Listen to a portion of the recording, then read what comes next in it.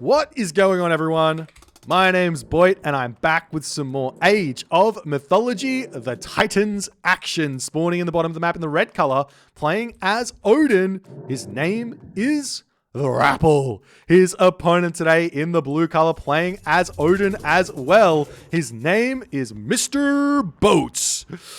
Can he sink? Can he swim? We'll have to wait and see. It's going to be a fun one. This is the Champions League. What division are we looking at right now? I should know this by now, but let's quickly make sure we're not making too much of a mistake here as I open up my document to have a quick look, as my game also lags while I do it. It's the Osiris division. Yes, Osiris division is the division that we are watching right now. So, TheRapl versus mrboat.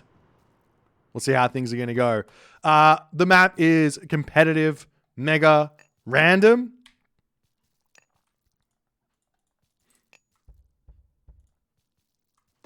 And yeah, it's a best of 3. So group stages for this tournament, for the Champions League, are best of 3. You have to kind of remember that these players are going to have to play what I like to call a metric shit ton of games, which means basically they have to play 8 best of 3s over the course of 7 weeks, which might not seem like a lot, but in the grand scheme of things for a tournament, it is quite a few games. So we make it best of 3 instead of best of 5. The playoffs will go up to a best of 5, and the finals will be a best of 7.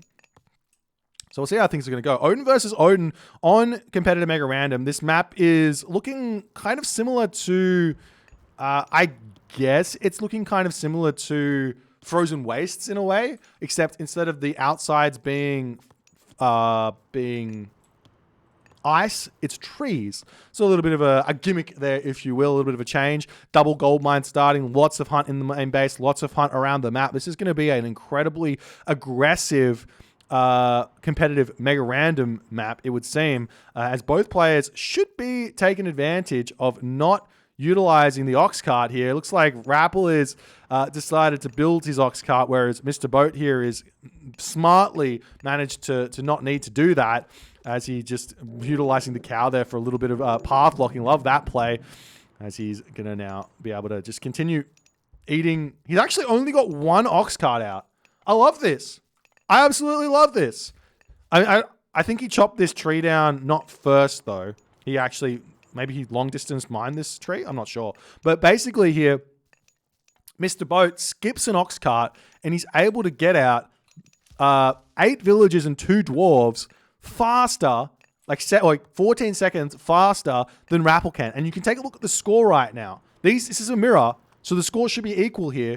But mrboat has got a significant score lead, which just basically means he's got more resources than his opponent, more gathered resources, more resource total than his opponent right now, which is a really big deal in a mirror matchup.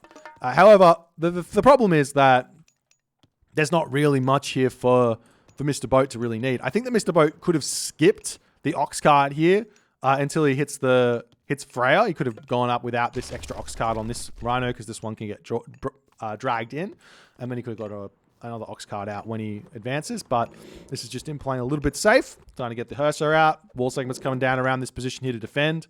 It looks kind of like mrboat's gold mines are both forward here, whereas TheRapl's are kind of both back, which is a big advantage for TheRapl in the mirror matchup. But generally speaking, in the Norse mirror, it's better to play defensive than it is to play offensive. Why is that the case? Well, defenders, in a mirror matchup, there is no reason why you should have an advantage over your opponent. That's the baseline reason. You can actually see that mrboat's got a faster advance time than TheRapl as well. He must have had somewhat of a mistake there in the early game. But we'll have to wait and see. We'll have to wait and see what's going to happen here. So, mirror matchup, no reason to be ahead. So defender's advantage ends up being everything here. Now, you will see certain Norse players trying to force an advantage by building forward, removing defender's advantage, and trying to pressure hunt. That is one way to play in the Norse mirror, because technically speaking, you are defending your base, which is forward. But if you do that, then your main base is going to be open, which does leave it a weakness there as well. So while you've put pressure on your opponent, you've also allowed your opponent to put pressure onto you. So we'll see what's going to happen here. We do see a handful of Ulfsark coming out first here for Mr. Boat in RapL's base. He hasn't started training anything here. I do think that in general, starting with a handful of Ulfsark and then going into... we almost see RapL getting his kind of signature house block going down there. It doesn't really... It depends on the forest as to whether this is actually going to be able to work. But anyways... Doesn't get any real damage down with that forest fire. But generally speaking here, I do think that a handful of Ulfsarks, and I mean a handful, like a total of like 5 or 6 Ulfsarks, is a good opener here for Norse in the Norse war, and then go into raiding cavalry. But RapL here is deciding to go in straight with his own Raven cavalry, going to make some throwing axemen behind it. You can see he's floating a few resources. Mr. Boat does have a slight advantage in terms of population here, but with that forest fire and having to move those units, he's going to kind of lose a little bit of that advantage.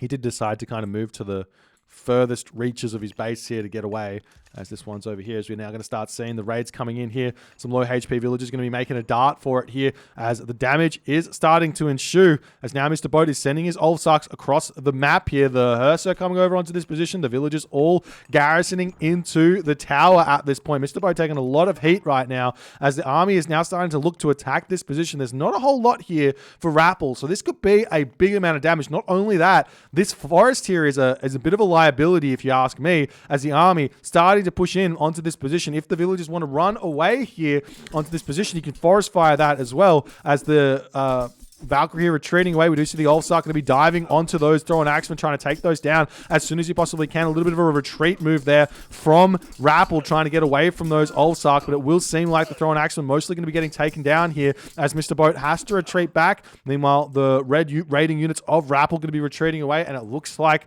RapL manages to defend there, picks off a lot of those initial Ulfsark, as more units coming out for Mr. Boat. He's still moving in with these Ulfsark. He does not yet have Lone Wanderer here in this game, as the villagers over here just about to finish up on that elephant. Plenty of food here. It's such a high hunt map, which means that aggression, while I said it was not going to be key, it's definitely possible here in this game. So defending the raids, putting pressure on, is going to be very, very possible here in this game. Lots of little minuscule raids to try and get in while defending is going to be a nice checker there. As RapL now sending his raiding cavalry off. Raiding cavalry maybe not seem like they're better in practice. They are better than the Ulfsark at raiding, because they can body block a little bit better than the Ulfsark can, as the Ulfsark come through, and just a handful of throwing axemen here are kind of enough to keep these Ulfsark from really doing all too much. So long as the Ulfsark cannot run straight in onto those, they should be fine. Big forest fire coming in there for Mr. Boat there. As the units coming back, we see the raiding cavalry coming in here to defend, and we'll see how Mr. Boat is going to go here, as his Ulfsark starting to dive in onto the raiding cavalry there. There's the medium infantry coming through. It's very equal on the population here, but defender's advantage comes through for RapL here, and we'll see if that's going to be enough, as the raiding cavalry trying to take this fight. I'm not sure if Mr. Boat can take this one. He's got a whole bunch of idle military on this location, whereas RapL has got every single one of his units here, as they're going to be retreating back ever so slightly. But now the forest fire is down. Mr. Boat, his timing attack,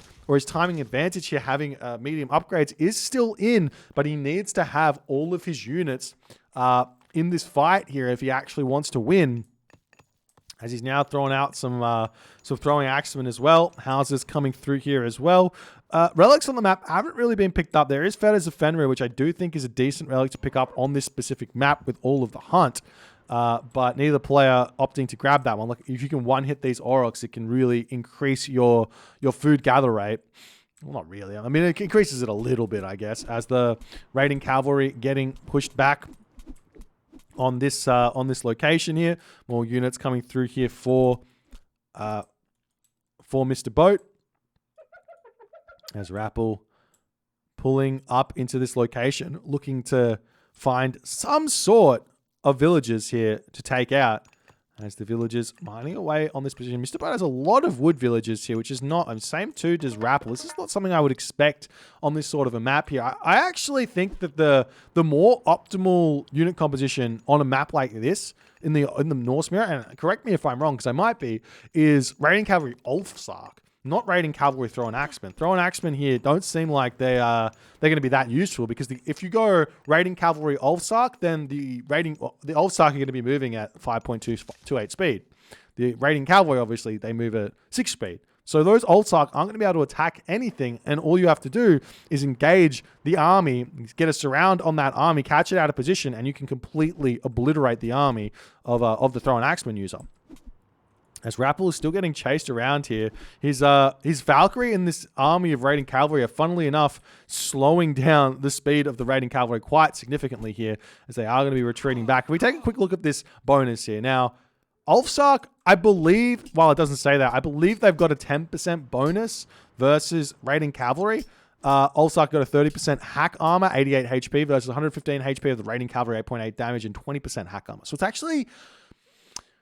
It is a significant advantage for those Ulfsark against the raiding cavalry, but because the raiding cavalry got more HP, or more effective HP, I probably should say, the throw-in axeman can come in and be very, very useful. Now we do see those throw-in axemen out for Mr. Boat. He's going to have to micro those nicely as the army starting to take this fight. The Valkyrie over here trying to retreat here. Those throw-in axemen of Mr. Boat are doing nothing in this fight, as the Ulfsark and Mr. Boat seemingly are falling. Mr. Boat does manage to click up through Skadi during this fight, as taking a fight while you advance to the heroic edge doesn't make a whole lot of sense if you ask me, but he's continuing to take it as Mr. Boat's economy here, or population, I should say, has been completely shut down here as TheRapl hard wins that fight. Now, TheRapl needs to make a decision here. Does he go straight to Skadi? Does he continue to put pressure on? Does he grab a town center? He wins a fight. He needs to figure out how he can get somewhat of a tangible advantage here in this game as Mr. Boat pulls back. More units coming out here as best as they possibly can. The raiding cavalry are going to be swinging around onto this position looking for something else. Aurora Borealis is going to be coming through for TheRapl as well. He's spending all of his resources here, it seems, as the dwarves finishing up on this gold mine. Double ox cart on this position here, as TheRapl is desperately trying to get to the next age here. He can delete that villager here and advance, you'd have to expect, as he does see the Skadi pops through for Mr. Boat. Mr. Boat's going to have a decent... Wait, he doesn't have any favor here. He spent it all on Valkyrie. Bit surprising seeing as he's advanced to the heroic gauge here. You'd think saving the favor for the Frost Giants would make much more sense than building those Valkyrie there, but it looks like Mr. Boat will be able to get up to population here. The raiding cavalry searching around for villagers to kill here, as they might be able to spot these villagers here. TheRapl does know that there were villagers on the elephant, and he does spot these villagers here, though Mr. Boat is here to defend this one for the time being, and TheRapl will simply have to retreat away. Not able to make anything happen there, as Skadi coming through, hand axe coming through as well for TheRapl. Arguably a little bit late on the economic upgrades. We do see pickaxe through for Mr. Boat, but definitely upgrades like hand axe and pickaxe. Roughly when you have around 10 villages, it starts being value, because you get hand axe and that effectively increases your wood gather rate by an extra villager, which means you'll be able to pay off the hand axe upgrade in like 2-3 minutes time, as we do see a beautiful raid coming through here for TheRapl, pushing those villagers back. Meanwhile, we are seeing the units coming through for Mr. Boat. He's going to be looking to hit some villages and hit some sort of a frost on an army. But look at this spread from TheRapl. He's got 10 villages over here. He's got 11 villages over there. He's got 6 villages out in the middle of the map here, but that will be a little bit of pain coming through, as the Ulfsark trying to defend on this position, as the villagers are going to be shanking away the Shield Maiden Valkyrie here for TheRapl. Incredibly strong, as TheRapl is trying to snipe down that hearse, so he can continue to take out those villages if he so chooses. As the longhouse coming down for TheRapl, we see the villagers retreating into this location as the frost gets chucked down. They're stopping the longhouse from coming up,